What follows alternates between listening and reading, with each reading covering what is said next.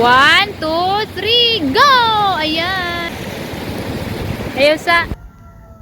Mga kawalitis, eto na. Good morning, good morning, good morning. Update ng Corniche mga kawalitis. Bawal pa rin mag-fishing pero fishing is a way of life. Fishing is life, so just do it. Tara, mag-fishing pa rin tayo. Bakit ipinagbabawal ang fishing dito mga kawalitis? Dahil na rin sa ating mga fisherman din na irresponsable.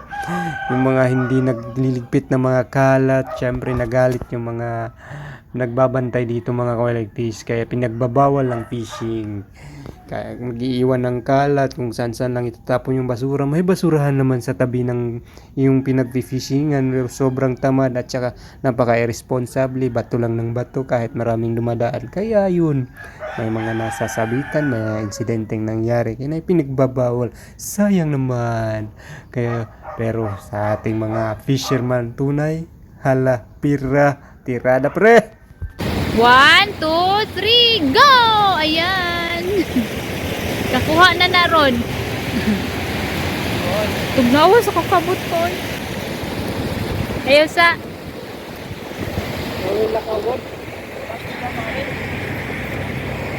Yung bato, lasot ko.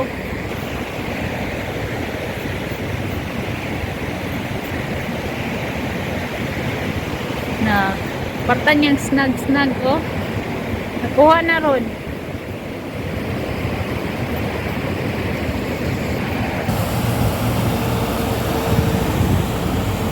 Yun, oh. Wala siyang kuha. Ayan. O, diba?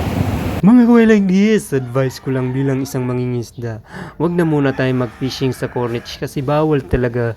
Pag nahuli kayo dyan, 30,000 pesos ang multang mahal. Hanap na lang muna tayo ng ibang lugar. Maraming salamat.